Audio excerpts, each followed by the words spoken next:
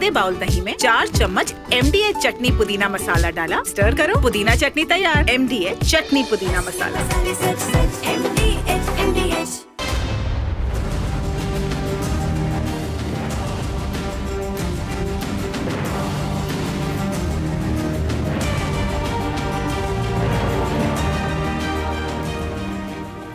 Hi there, welcome to the Sunday edition of This is Exclusive, in which we pack a punch of exclusive stories from India shutting the tap dry on Bagleha Dam just so that Pakistan does not get more water, to exclusive peep into the locations where terror camps hosted by Lashkar-e-Taiba are located across the border and across the line of control, and much more as India prepares to land a punch on Pakistan in response to the Pahalgam terror attack. Let's begin with the headlines.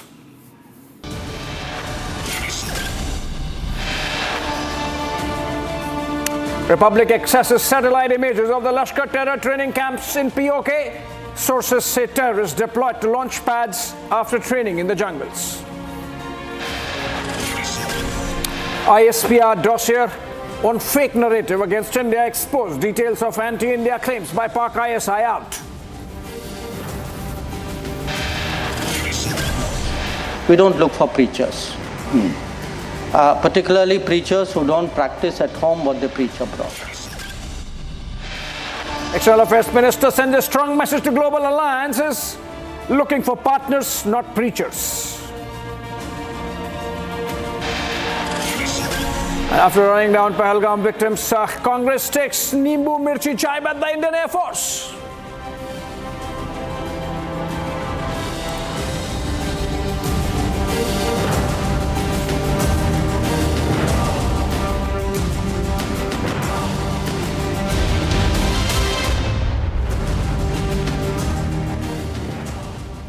All right, friends, let's begin with the latest coming in on the India-Pakistan front, which is that India has shut the doors of the Baglehar hydroelectric power project on the Chenab River in Ramban of Jammu. And it's a big one because Pakistan has objected to the Baglehar project of India since at least 2010. In fact, it's become one of the reasons why India was already seeking a review of the Indus Water Treaty. And remember, Chenab is one of the rivers which is the western river, and hence in Pakistan's share, but India was allowed to build these projects and Pakistan was not letting us do. And now, in the changed circumstances, when we have actually abrogated or suspended the Indus Water Treaty, India has in fact gone ahead and shut the dam dry. Look at the picture. These are the latest pictures coming in from Ramban, the Baglehar hydroelectric power project, and the doors, the gates as they are called, shut there. The Chenab River running downstream. Gursimran joins us live from Jammu on this. In fact, Gursimran, please tell us the latest. This part of it could be seasonal, but the fact that we have literally made the river run dry clearly sends a message that India is in no mood to back down. Yes, Abhishek, that's right. And the doors of the Baglehar hydroelectric power projects have been shut since this morning. And now the water level of the river Chenab that is flowing downwards has come almost the half, less than the half, because yesterday it was day before yesterday, and yesterday early morning it was flowing somewhere close to the level of 28 to 29 feet when there was a heavy rainfall in the upper reaches. But now it has come down to 11 to 13 feet, which shows that the upper reaches, the water is not coming, and slowly and gradually, this is the gauge reading at the Akhnur. So slowly and gradually the water will go down further, because the gates of the Baglehar project, they have been closed immediately with the immediate effect by the authorities. Now this comes days after the India has made the announcement they are keeping in abeyance the Indus Water Treaty. That means the protocols that used to be followed, including the real-time information sharing with the Pakistani side that there needs to be, or there is a release of water or the stoppage of water that is taking place, that no more exists on the ground, because because India has kept this in abeyance. And if you come, as you spoke about the Baglihar project that was objected by the Pakistan, but India built it with the consent of the World Bank, and the team had visited there. So the Pakistan's objections were actually baseless because they wanted to those do not India's mean anything, construction. now. Those objections really mean nothing because the Indus Water Treaty is in abeyance, is in suspension, is put on hold, and as you suggest that the water flow downstream has gone down by as much as half in the last 24 hours after those gates shutting, and that's a clear message, and of course that's going to tighten further. Gursimran, stay with us. I go to the other story, but then for that also I'll come live to you, which is that satellite images have revealed the existence of the jungle camps, a Lashkar-e-Taiba terrorist training facility, or many of those located in the Khyber Pakhtunkhwa province of Pakistan, and some in the Pak-occupied Jammu and Kashmir also. In fact, those in the POJK have been moved back into the Khyber Pakhtunkhwa province, expecting an Indian military response. These are situated in the Fagla area of Pakistan-occupied Kashmir, the ones in the POK, and the camp includes a mosque, living quarters, and specialized training areas for both local and foreign terrorists. Satellite imagery, look at these pictures. These also show a large weapons practice ground and a guest meeting hall. The camp serves as a launch pad for terrorists after training, with high-level meetings between Lashkar leaders and top ISI commanders often held in these areas. Look at the densely wooded geography. These are right into the forests and hills, and a lot of training of terror modules goes on here, and it's possible that those Pahalgam terrorists from the Pakistani side were in fact trained and launched from these sides. These are typically close to the LC and the IB, both in the case of Jammu region and in the case of LC, in the case of Kashmir region. Let's go to Gursimran again. Gursimran, these are pictures of possible terror training camps. Obviously, all those who were inhabiting these camps have vanished, cowards as they are. But then the fact that these satellite pictures clearly show in these otherwise absolutely wooded and dense jungles and the hills, who would stay there? Obviously, these are not villages. These are proper terror training camps.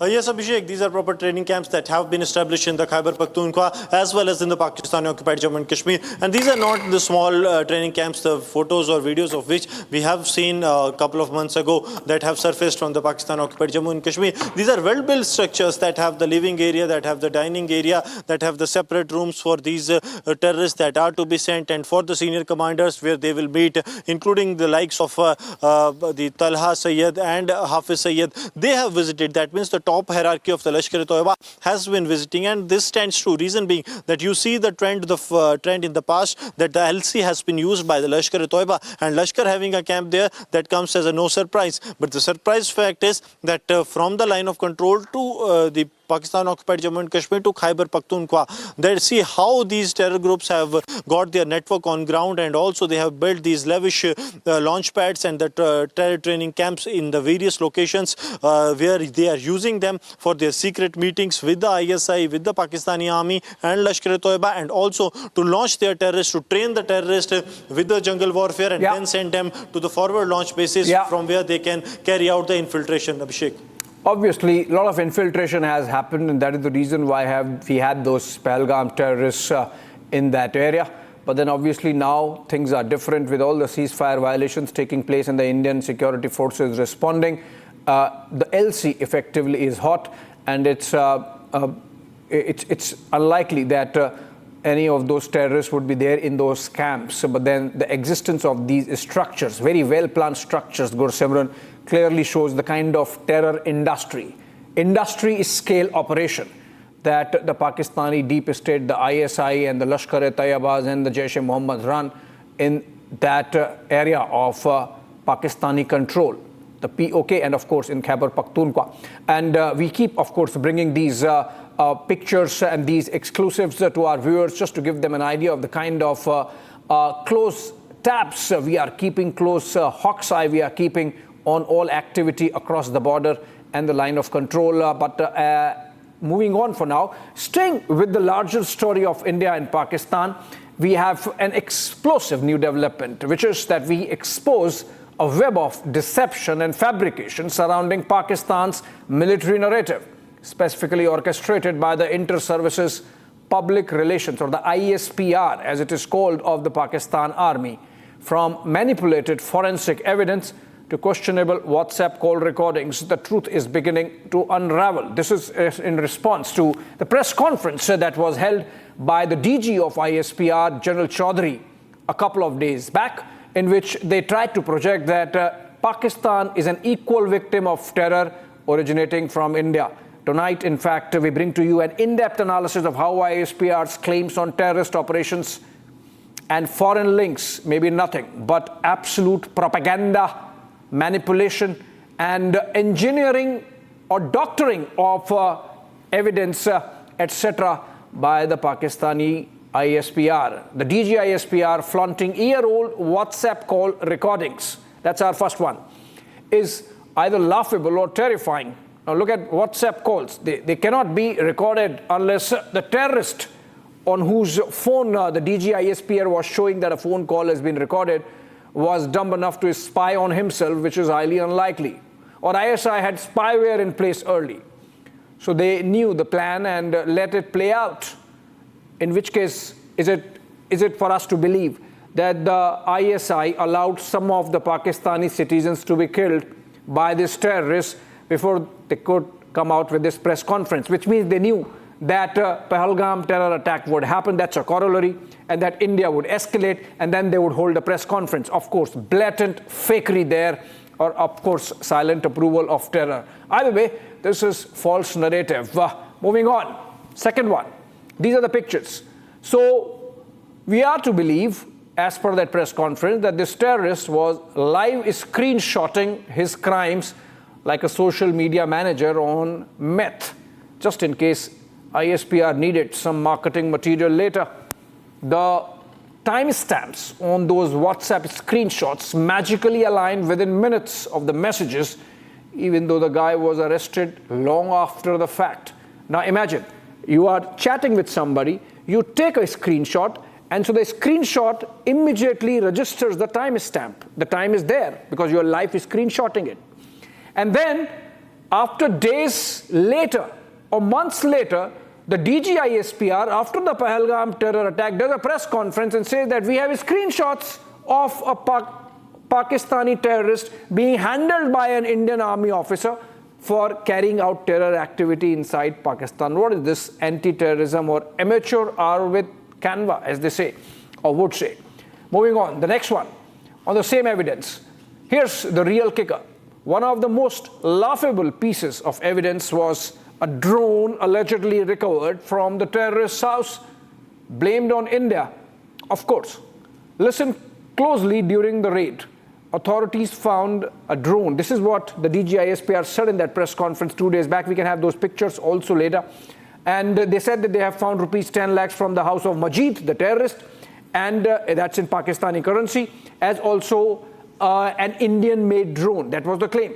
Now, if you reverse the images and find out from where the drone is, if you look at the drone, you do some Google search, image search, so to say, with artificial intelligence, it so happens, it so transpires that the drone is actually a Chinese drone. So we expose them there again. Now, it's not Pakistan's case that China is helping India carry out terror activities inside Pakistan, as dumb as that sounds, but you can expect the Pakistanis to be doing that. So what now? ISPR, and this is yet another example from the same press conference of the kind of fooling around that Pakistani generals are doing of their own people. Moving on to another one, which bursts the propaganda that General Chaudhary was doing that evening. That was 2 days back. Now, initially, the ISPR claims the Indian handler was cautious, sending only small sums of Pakistani rupees, 5,000, 10,000 to avoid ISI surveillance, because according to ISI, there is some rule in Pakistan that they do not monitor transactions below 10,000 rupees because that's a small sum of money. 10,000 Pakistani rupees actually just 5,000 rupees in terms of Indian currency or less. But suddenly you have transfer of about 2 lakh Pakistani rupees. Now that really bursts their own narrative. They are showing those transactions, they are saying small transactions, and then suddenly there is another 2 lakh rupee transaction. So obviously it's not being done by India. If Indian agencies were doing it below, they wanted to keep it below the 10,000 threshold so that they could avoid the ISI error. So obviously a very shoddy presentation of evidence there, and yet another example from that press conference of how everything seems doctored, fabricated, and fraudulent. Moving on to the next one, which is that in 2017, Nawaz Sharif, the then Prime Minister and current PMLN Supremo, was disqualified from office after presenting documents dated 2006 that were typed in Microsoft Calibri, a font not publicly released until 2007. Now, this is a document which was shown by General Chaudhary, the DG ISPR, in that press conference, and the document apparently is of 2006. But then the font in which it is written itself appeared on the horizon in 2007. The blatant forgery becomes even more glaring. Pakistan becomes a global laughingstock, cited even in forensic typography case studies, this example of Calibri. Now, years later, the same political ecosystem is back with new digital forgeries and timestamp defying screenshots, mismatched voices, manicured soldiers, and Chinese drones painted with Indian blame. That's essentially what the DG ISPR was up to. Make no mistake, they are first fooling around with their own people, but then maybe they believe that these people are actually fools, they can live with them. But then Pakistan in that instance was trying to fool around with the world also, and that is the reason why we are bringing to you in this great detail this desperate bid to support an already crumbling narrative. ISPR in fact went so far as to claim that Indian agencies had launched a coordinated social media campaign to cover up the detection of a drone and IED by Pakistani forces. To prove this, they presented a screenshot of a tweet or a post allegedly part of this Indian narrative. But here's the catch. The screenshot clearly shows the post was taken just 58 minutes after it was posted, and that was months back. And now and in fact it was on March 19th. Pahalgam terror attack has happened on April 22. The DG ISPR is holding a press conference on April 28 or 29, April 29. And he is showing a screenshot of March 19 as Indian media response. Can you imagine the buffoonery and stupidity of these Pakistani generals? And it is fantastic work has been done by a team of cyber experts of an agency called Voyager Infosec. In fact, a short while ago, I spoke to one of those team members, Jiten Jain, on how this team went about bursting this ISPR narrative, which we have brought to you. Take a listen to what Jiten Jain had to say.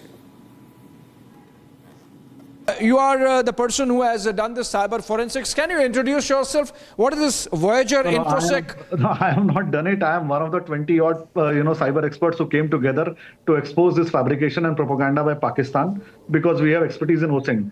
Now, a DG ISPR in an emergency press conference claimed that they've got certain forensic evidence from a mobile phone, from a drone, and certain audio recordings about Indian spots on terror in Pakistan. And they wanted some credible neutral agency to analyze it. Next day, Ishaq Dar, who's the deputy PM, repeated the same falsehoods, and he also said that we have got these irrefutable evidences. We invite experts across the world to analyze it. So on his invitation, out of his courtesy and respect, we 20 experts in India got together under ISPR monitor. We formed a group. We carried out the investigation on the evidence, the so-called fabricated evidence presented by ISPR in their presentation. Right. Now, to begin with, there is absolutely zero evidence, nothing but before we screenshots. discuss the evidence and the kind of work you have done, Jiten, please tell us, just for the benefit of lay viewers, how you went about your work of doing this cyber forensics. Just some basics of how you sort of chef through the evidence that was presented by the Pakistanis, how you analyzed the screenshots, how you went through the phone call records, and what is the basis based on which you are saying that it's fraud and fabricated? So, Abhishek ji, the basic and the fundamental rule of any forensic investigation is that you have to make a forensic clone of a mobile device and then carry out the investigation on a forensic clone. This is to ensure the integrity and of data and the integrity of evidence you can recollect, and so that you can reproduce. Right. Nobody in the world, not even some buffoon factory in Lahore, can carry out a forensic on a live device. Right. It is. If during the forensics, if the phone is live, then the forensic is dead. It has got zero value, integrity. It is worth the paper, not even worth the paper and tissue paper and dustbin. One. Two, now even let's say, if you look at the screenshots and it is proven that the phone was live, because you can see that, it is a dual SIM phone. The both signals are live. The data being transferred.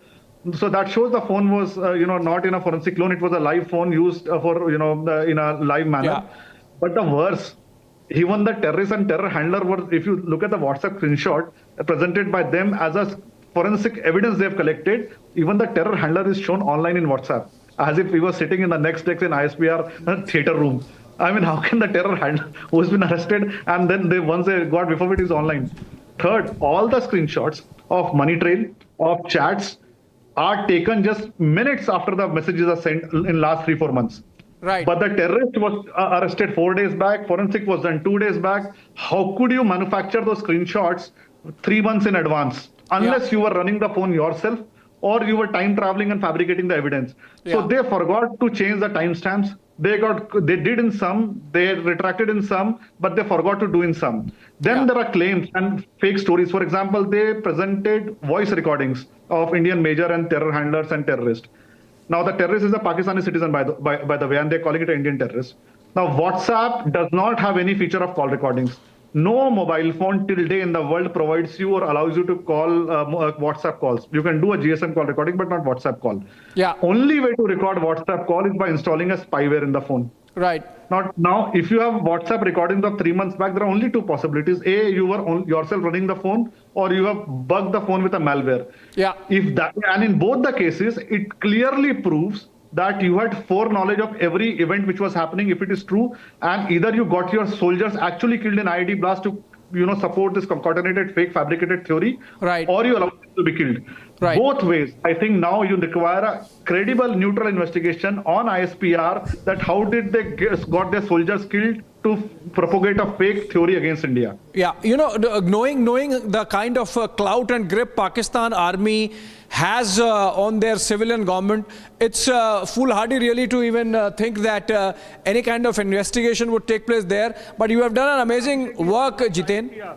Unlike ISPR, on our ISPR monitor Twitter handle, we have put out the entire thread along with every screenshot that how we have done the investigation. World can go and see. On Pakistan part, forget forensic evidence. They have not even released the mobile number of Indian major. There's no mobile number, no photos, nothing. Not even no IP address, no forensic evidence, nothing at all. And that major, the so-called Indian Army major, the way he was speaking is something which Bollywood movies show as a Pakistani major. They couldn't even. He should be called as a Pakistani. I have to.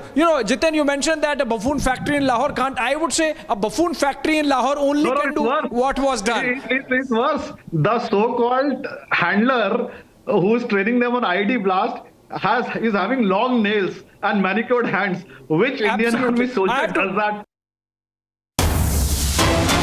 Getting out of it because Union Defence Minister Rajnath Singh has made a big statement. He has reiterated the centre's befitting reply position in the wake of the Pahalgam terror attack.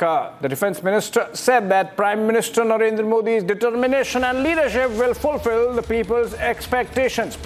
The Defence Minister was speaking at an event in New Delhi, and that's where he used the opportunity to reiterate yet again India's resolve to make sure Pakistan pays the price this time. It's not going to let go of this moment, and of course the action would be in line with what people expect. People want justice. Victims' families want justice. Those who have seen that suffering want justice to be delivered to those cowardly terrorists, and India making all preparation to make sure that it happens. Let's listen to Defence Minister Rajnath Singh. साथियों, एक रक्षा मंत्री के रूप में मेरा दायित्व है कि मैं अपने सैनिकों के साथ मिलकर देश की सीमाओं की सुरक्षा सुनिश्चित करूं। और मेरा यह दायित्व है कि अपनी सेना के साथ मिलकर देश के ऊपर आंख उठाने वालों को मुंहतोड़ जवाब दूं। मैं आपको आश्वस्त करना चाहता हूं कि प्रधानमंत्री मोदी जी के नेतृत्व में जैसा आप चाहते हैं वैसा होकर रहे। Images come before my eyes, and in my own career, these images have influenced me, and I'm sure in your lives as citizens, these images have haunted you as well. I was very young when the Mumbai terror attacks happened, but I was old enough to read about it. I could sense the anger, but the problem was the anger was not channelized. The idea is simple: of all these terrorists, kill one, frighten 10,000. That's the principle of terrorists. But what if 10,000 are responded to by 10 million? What if there is a group of Indians so loud, so passionate, who have so much belief in the country, that their collective voice is a roar that everyone, including political parties, have to respond to? That is the principal reason, the only reason driving me to launch the Nationalist Collective once again. And I'm calling upon all nationalist Indians to have the faith in the Republic Media Network, to have the faith in me to bring together the Nationalist Collective.